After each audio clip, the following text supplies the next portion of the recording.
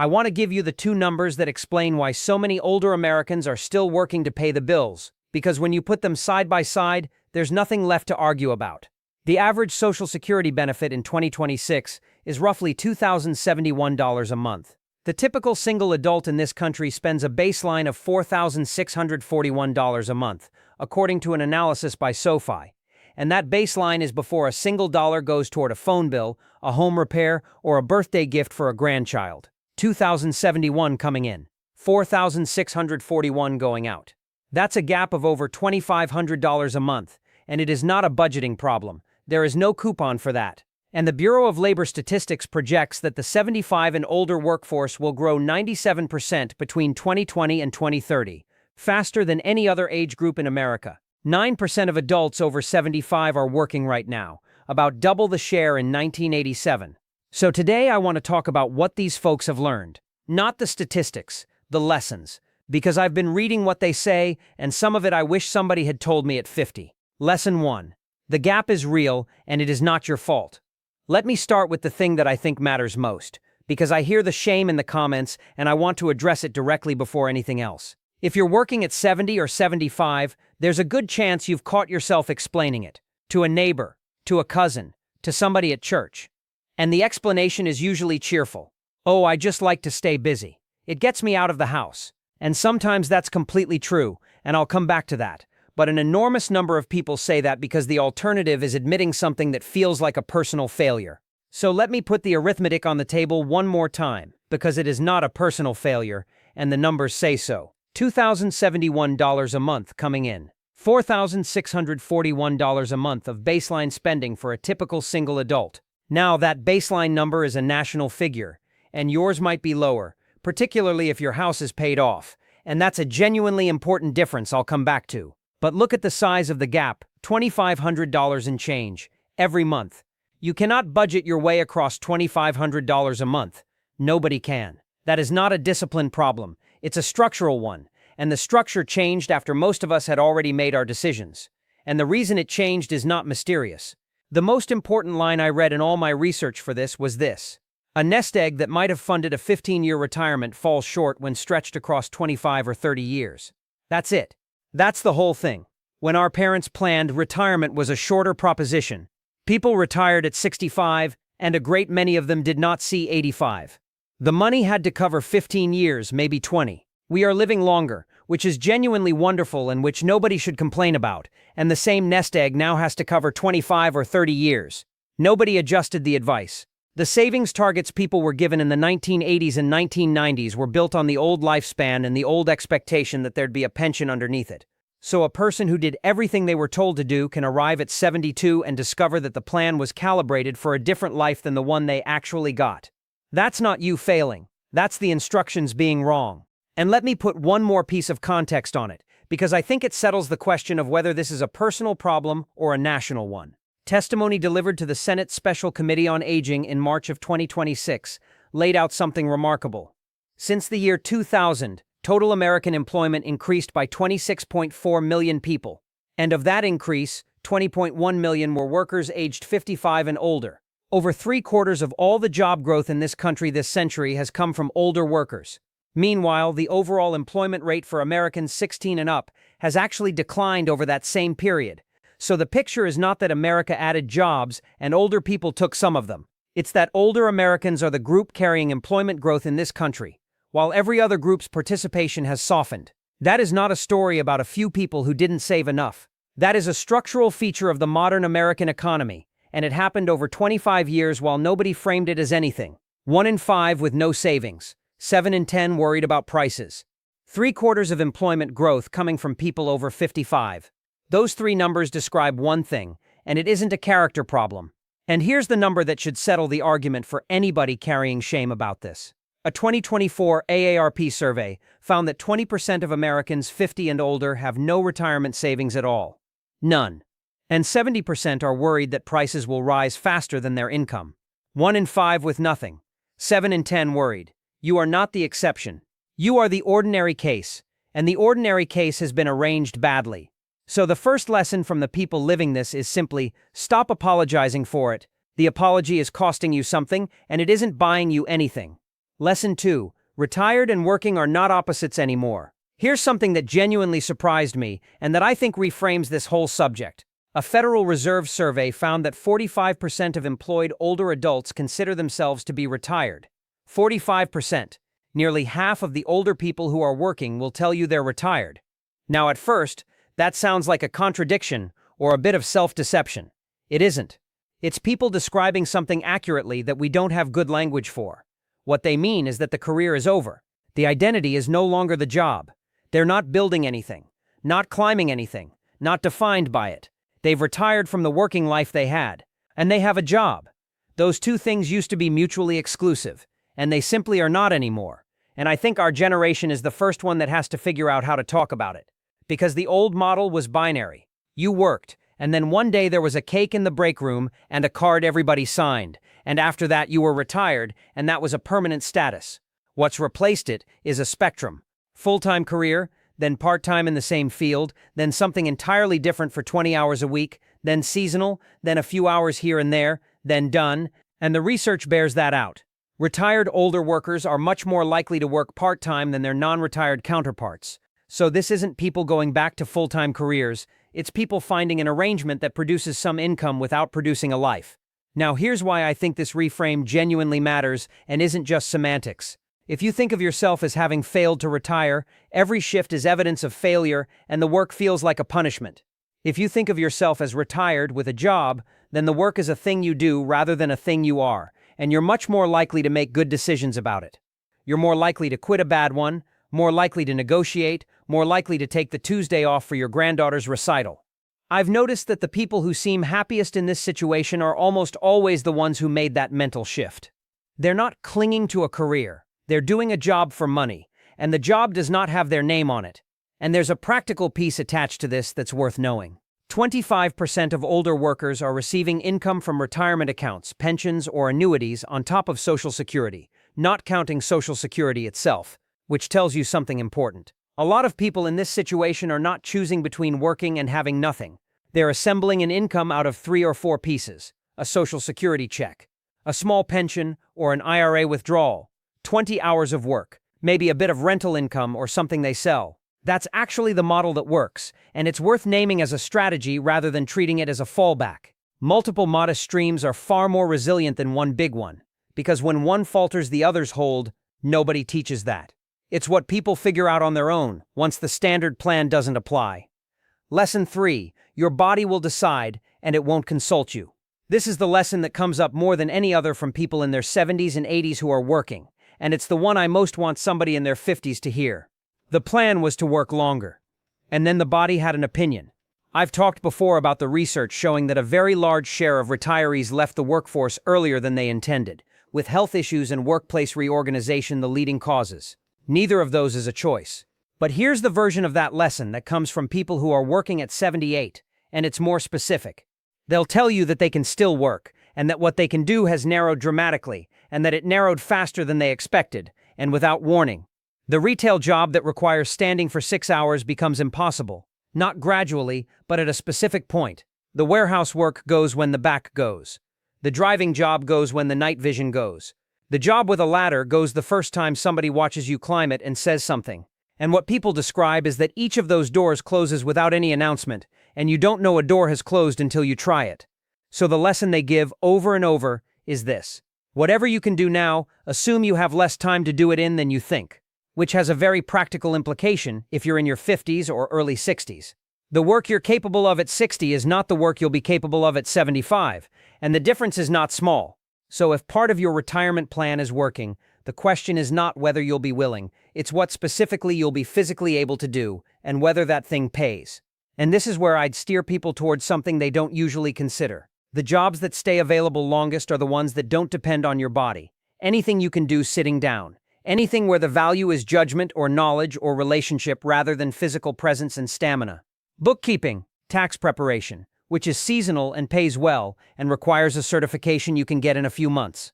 Tutoring, notary work, customer service, scheduling and dispatch, consulting in whatever you did before, church or nonprofit administration. Anything with a chair, whereas the jobs most people fall into at 70 are retail, food service, warehouse, custodial, and driving. And every one of those is physically demanding, which is precisely backwards. So the lesson, stated plainly, is this. Build the sit-down skill before you need it, while you're still employed, and it costs you nothing but evenings. The person who gets a bookkeeping certification at 62 has an income option at 80. The person who plans to keep working retail has an income option until their knees say otherwise, and their knees are not going to give notice.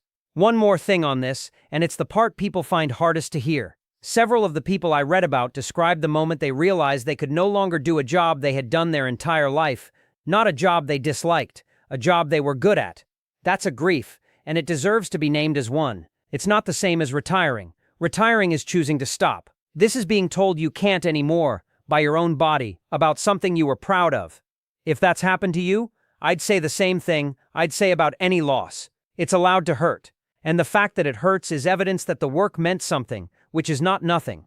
There's one more piece of this that I want to name, and it's the part that makes the physical decline harder than it needs to be. People stop before they have to, because of how it feels rather than because of what they can do. I've heard from people who quit a job they could still perform because a younger coworker made a remark, or because they got winded once and were embarrassed, or because they dropped something and somebody rushed over to help in a way that made them feel like a liability. None of those is a physical limitation. All of them ended a job. So if you're in that position, I'd offer this before you decide you can't. Separate what your body actually can't do from what you're worried other people are thinking. Those get tangled constantly, and they are entirely different problems. The first one is real, and it deserves respect. The second one is a room full of people's opinions, and most of them are thinking about their own day. Lesson 4. The job you get at 75 pays what it pays. Let me give you the number on this because it's a hard one, and I think people deserve to know it in advance rather than discover it. Workers age 75 and older are paid a median of about $20 an hour. Now, $20 an hour is not nothing, and I don't want to disrespect it, but look at what it means for somebody trying to close a $2,500 monthly gap. At $20 an hour, before taxes, you would need roughly 125 hours a month to cover it. That's about 29 hours a week. 29 hours a week at 75 years old just to close the gap between an average Social Security check and a typical baseline of expenses. And that's before taxes and before the cost of getting to work, which for a lot of people is a car they have to maintain. So the honest picture is that part-time work at that wage does not close the gap for most people. It narrows it. It's the difference between falling behind quickly and falling behind slowly, or between skipping the medication and not skipping it. Which brings me to the lesson, and it's a strategic one. The people who do best in this situation are almost never the ones who found a better hourly job. They're the ones who reduced what they needed, because every dollar you don't have to spend is worth more than a dollar you have to earn, since the earned dollar is taxed and the spent dollar isn't. If you cut $500 a month out of your fixed costs, that's the equivalent of roughly 35 hours a month of work at that wage, gone permanently, without you doing anything ever again. And housing is where that lives. It's the largest fixed cost in nearly every household, and it's the one where a single decision changes the arithmetic more than years of extra shifts. Now let me add the piece about why the wage is what it is, because I think it's worth understanding rather than just accepting. Older workers returning to the labor market are frequently entering fields they have no history in. A person who spent 30 years as a machinist doesn't get hired as a machinist at 74.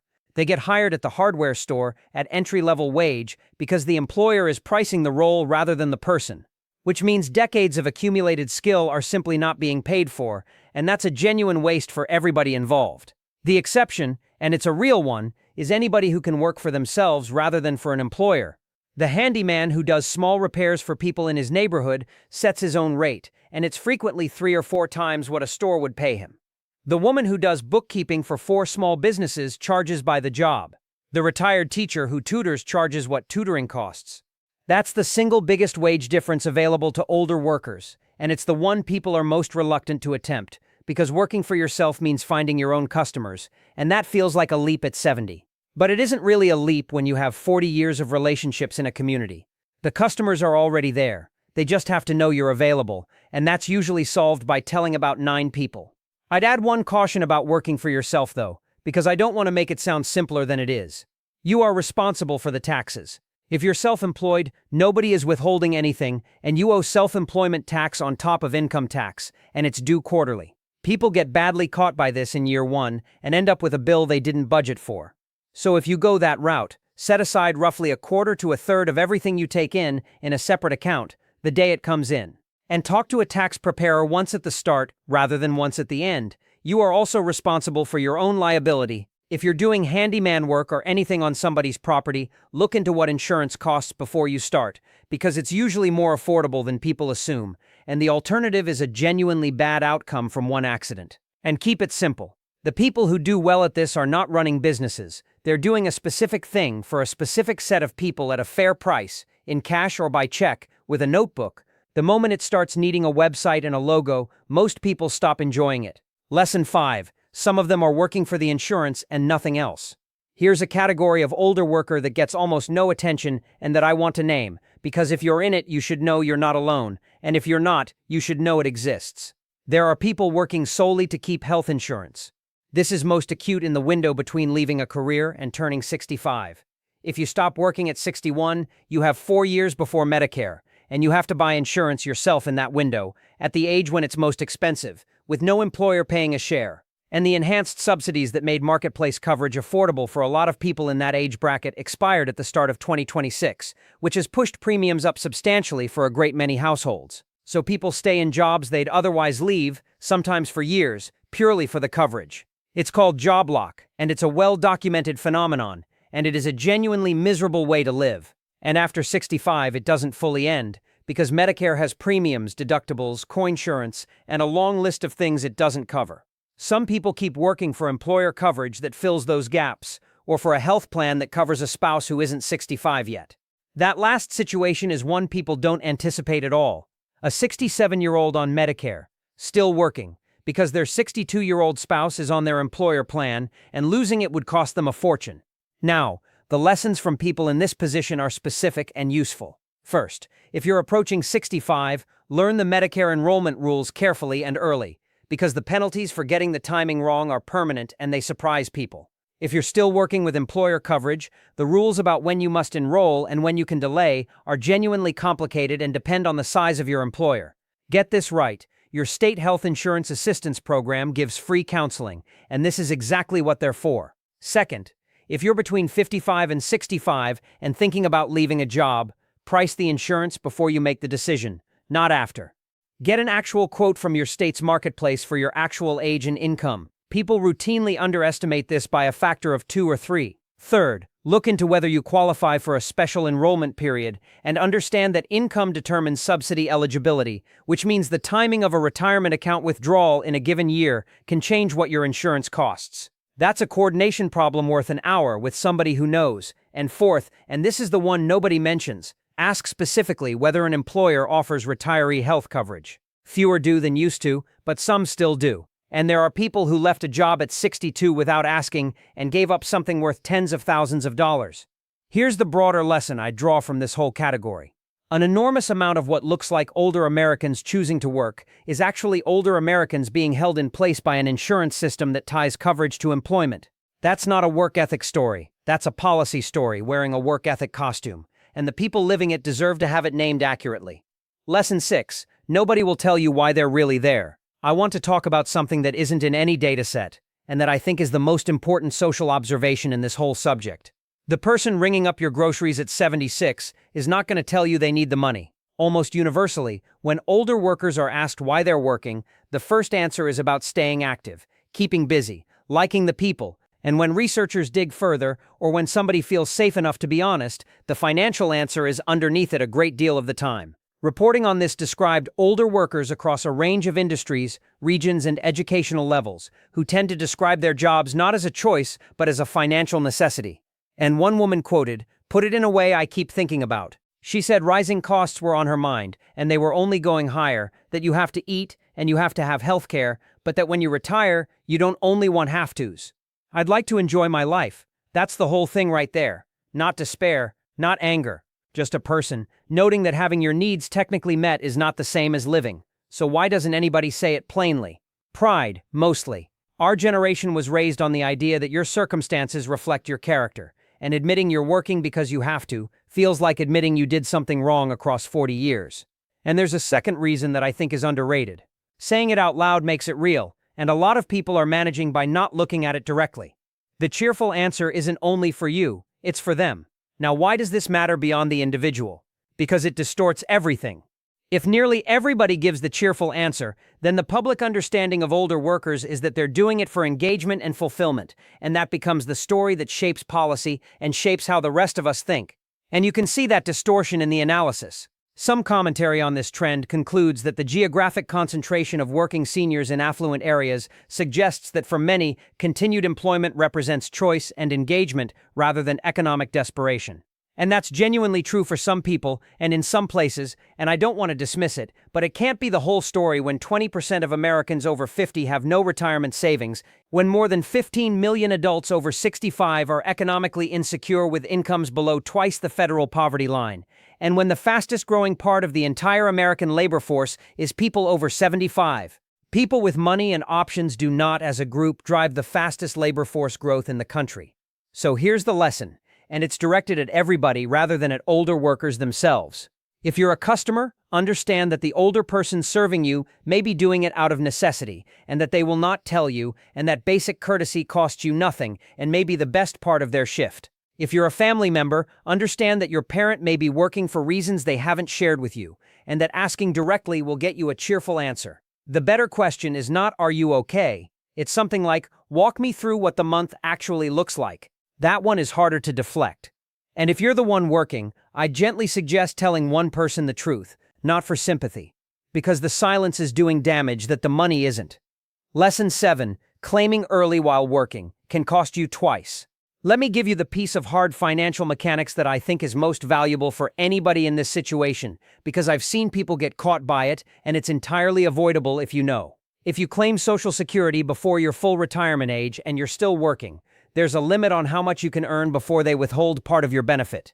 The rule works like this. Above an annual earnings limit, Social Security withholds $1 for every $2 you earn over the threshold. In the year you reach full retirement age, the formula is more generous. $1 for every 3 above a higher limit, counting only the months before your birthday. And once you reach full retirement age, the earnings test disappears completely.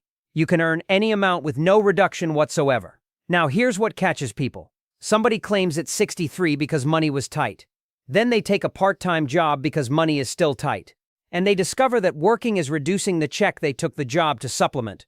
Or worse, they find out afterward when a letter arrives saying they've been overpaid and now owe money back. Which is a genuinely frightening letter to get at 64. Now let me give you the part that's usually left out, because it changes the picture and I don't want you thinking it's worse than it is. The withheld money is not confiscated. When you reach full retirement age, Social Security recalculates your benefit and credits you for the months in which benefits were withheld. So over a normal lifespan, a good deal of it comes back as a permanently higher monthly check. That's an important correction, and a lot of what gets said about this online is wrong in the alarming direction. But 2 things about it. It doesn't help you in the month it happens. If you're short on the electric bill in March, a recalculation 4 years from now is not useful in March. And an enormous number of people don't know about either half of it. They don't know about the withholding until it happens, and they don't know about the recalculation afterward, so they spend years believing they were robbed. So the practical lessons: know the current earnings limit. If you're claiming early and working, it changes annually. Report your expected earnings so they can adjust prospectively rather than clawing back later. If you're close to full retirement age and considering more hours, the timing genuinely matters, and a few months can be the difference. And here's the bigger strategic point that comes up over and over from people in this situation. If you are able to work and you can manage without the check, delaying Social Security is the single most powerful financial move available to most Americans. Claiming at 62 takes a permanent reduction of roughly 30% from the full retirement age amount. Delaying past full retirement age earns you about 8% per year to 70. Which means the person working at 66 who does not claim is buying themselves a substantially larger check for the rest of their life, and if they're married, for the rest of their spouse's life too, because the survivor keeps the larger of the 2 benefits. That is genuinely the highest return use of continued work that exists, and it's invisible, because the benefit shows up years later rather than in this month's paycheck. I'm not a financial advisor, and this isn't advice for your situation. And if the choice is delaying versus running up credit card debt at 23%, claim. But if you can work and delay, that decision is worth more than almost anything else in this video. Lesson 8. The work is doing something for you besides paying you. I want to spend some time on the part of this that isn't financial at all, because it comes up constantly from people in this situation, and I think it complicates the story in a way that's worth taking seriously. A great many older workers say that the job is good for them, and they don't only mean the money. Now, I've spent most of this video making the case that necessity is driving this, and I stand by that. But I'd be giving you a false picture if I left out that a substantial number of people in this situation would keep some version of the work even if the money weren't required. And the reasons are consistent. Structure. A week with a shift in it has a shape. A week with nothing in it has a way of dissolving. And people who retired completely frequently describe losing track of what day it is within about 3 months. Having somewhere to be on Tuesday turns out to be doing more work than anybody expected. Purpose, which is a word I usually distrust and which people keep using anyway. Being needed for something, even something small, even stocking a shelf properly, appears to matter to human beings in a way that being comfortable does not replace. And people. This is the one that comes up most, and it's the one I'd underline hardest. For a lot of older adults, particularly those living alone, a job is the main place where somebody uses their name. It's the main place where anybody notices if they don't show up. It's the source of most of their week's conversation. And I've talked before about the research on social isolation in older adults and what it does to health outcomes. The mortality risk associated with isolation is not a soft finding. It sits alongside things people take medication for. Which means that for some people, the job is functioning as a health intervention that happens to pay. Now, I want to be careful here, because this observation gets misused constantly. There is a version of this argument that goes, older people work because it's good for them. So the fact that so many are working is fine, and maybe even positive. And you can see that framing in some of the commentary about this trend. I don't accept that, and here's why. There is an enormous difference between choosing to work and having to. The person who works 20 hours a week at a job they like because they want to is in a completely different situation from the person working 29 hours at 75, because the arithmetic doesn't close without it, even if the job is the same job. The benefit is the same. The freedom is not, and the freedom is the whole thing. So the honest position, I think, is this. Work is genuinely good for a lot of older people, and that does not excuse a system that makes it compulsory for people who cannot physically do it. And there's a practical lesson buried in this that I'd want anybody planning a retirement to hear. If work is providing you with structure, purpose, and people, then whatever replaces it has to replace all three. And most retirement plans account for none of them. People plan the money and then discover at 68 that they've solved for income and not for Tuesday. So if you're approaching this, the question worth asking isn't only whether you can afford to stop, it's what will I be doing on a Tuesday? Who will expect me? And what am I for? The people who retire well have an answer to that before they leave. The people who struggle usually assume the free time itself would be enough, and for most people it isn't. Lesson 9. Getting hired at 70 is a different skill entirely. Let me spend some time on the practical mechanics of actually finding work at this age, because a lot of people watching are in the middle of trying and getting nowhere, and there are specific things that work and specific things that don't. The first thing to understand is that the online application process is where older applicants disappear. You submit through a portal, software screens it, and an enormous share of applications are filtered out before a human being ever sees them, on criteria you can't see and can't appeal. So the single most effective change is to stop leading with the portal and start leading with people. That means walking in. It means telling everyone you know that you're looking. It means calling the manager rather than applying to the company. That sounds old-fashioned, and it works precisely because it's old-fashioned. A person who walks into a store and asks for the manager is having a conversation, and in a conversation, your 40 years of showing up on time is an asset instead of a date on a form. Second, and this is the practical one people resist. Trim the resume. You do not need 40 years of history. 15 is plenty. Take the graduation year off. Take the first decade of jobs off. Nobody is evaluating what you did in 1981, and its only function is to state your age before anybody has met you. I know some people find that offensive, and I understand why. It feels like hiding who you are. I'd frame it differently. You're not hiding anything. You're editing for relevance, which is what everybody does at every age. Third, address the concern the employer is actually having, because they will not say it out loud. The unspoken worry is usually one of three things. Will this person be able to do the physical parts? Will they be able to use the technology? And are they going to leave in 6 months? You can answer all three without anybody raising them. Mention that you're comfortable with whatever system they use, and if you're not, learn it beforehand. A basic familiarity with a point-of-sale system or scheduling app is worth more than any credential you have. Say plainly what your availability is and that you're looking for something steady.